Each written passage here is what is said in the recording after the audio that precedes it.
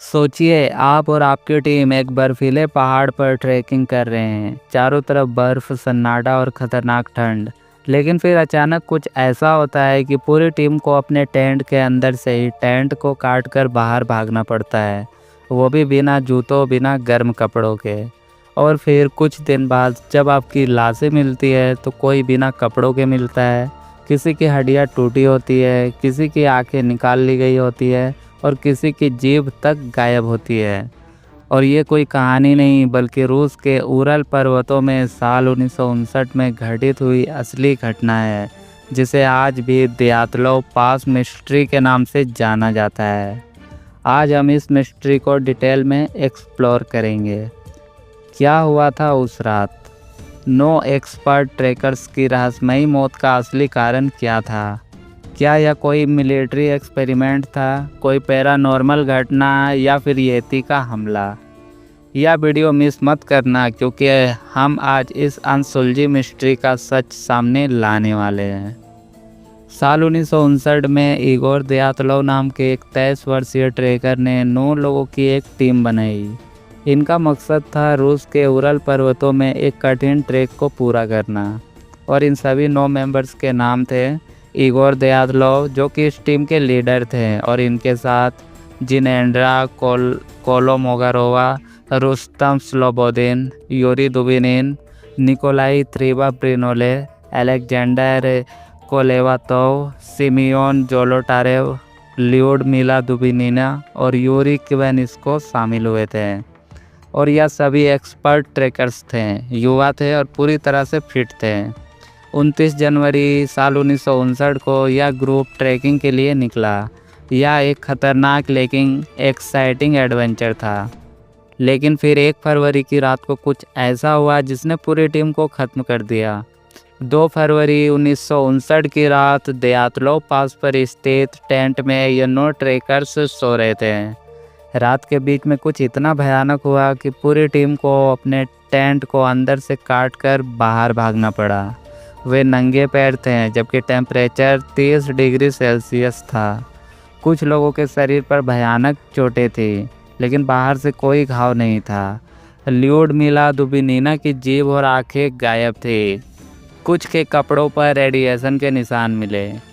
पेड़ के पास 2 लोगों की जली हुई लाशें मिली, जैसे कि उन्हें आग से जलाने की कोशिश की गई हो। 4 लोगों की हड्डियां इतनी बुरी तरह टूटी थी जैसे किसी ने बहुत ज़्यादा ताकत लगाई हो। इस घटना ने सबको हिला दिया। ऐसा क्या हुआ था कि पूरी टीम को इस हालात में आना पड़ा था? इस मिस्ट्री को समझने के लिए कई थ्योरीज सामने आई। आइए एक एक करके इन पर नज़र डालते हैं। थ्योरी नंबर 1, हिमस्खलन। कुछ वैज्ञानिक मानते हैं कि रात को एक हिमस्खलन आया, जिससे ट्रेकर्स डर गए और टेंट काटकर बाहर भाग गए। लेकिन यह थ्योरी कई सवाल छोड़ देती है। अगर हिमस्खलन आया होता तो टेंट और सामान भी बह जाना चाहिए था। जिनकी हड्डियां टूटी थी उनके शरीर पर बाहरी चोट क्यों नहीं थी? Theory number 2, military experiment. उस समय सोवियत यूनियन कई गुप्त हथियारों और रेडियो एक्टिव एक्सपेरिमेंट कर रहा था। कुछ रिपोर्ट्स के अनुसार ट्रेकर्स ने रहस्यमयी नारंगी रोशनी देखी थी। कुछ लोगों के कपड़ों पर रेडिएशन मिला, जिससे यह शक और मजबूत हो जाता है। क्या यह एक गुप्त मिलिट्री ऑपरेशन था जो गलत हो गया? थ्योरी नंबर 3, येती का हमला। कुछ लोग मानते हैं कि यह हिमालय के येती जैसे विशालकाय प्राणी का हमला था, लेकिन इसके कोई ठोस सबूत नहीं मिले, न ही येती के पैरों के निशान मिले। थ्योरी नंबर 4, यूएफओ और एलियंस। कई लोगों का मानना है कि यहाँ कुछ पैरानॉर्मल हुआ। कुछ स्थानीय लोगों ने आसमान में अजीब रोशनी देखी थी। क्या यह एलियंस का हमला था? थ्योरी नंबर 5, भयानक आवाज़ का प्रभाव। इस इलाके में तेज़ हवा से एक अजीब लो फ्रीक्वेंसी ध्वनि बनती है जो इंसान के दिमाग को भ्रमित कर सकती है। क्या ट्रेकर्स इस वजह से पैनिक में आ गए थे? 1959 में इस केस को रहस्यमयी तरीके से बंद कर दिया गया था। साल 2019 में रूस की सरकार ने फिर से इस मामले की जांच की और कहा कि यह हिमस्खलन की वजह से हुआ हादसा था, लेकिन कई एक्सपर्ट्स ने इस पर असहमति जताई थी।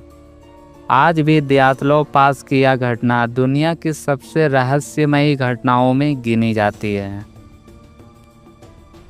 तो क्या आपको लगता है कि सोवियत सरकार ने सच छुपा लिया या फिर सच में कोई अलौकिक शक्ति इस घटना के पीछे थी? आपके क्या विचार है, कमेंट में बताइए।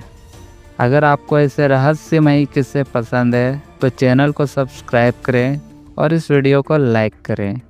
अगली बार हम और भी खतरनाक मिस्ट्री लेकर आएंगे, तैयार रहिए।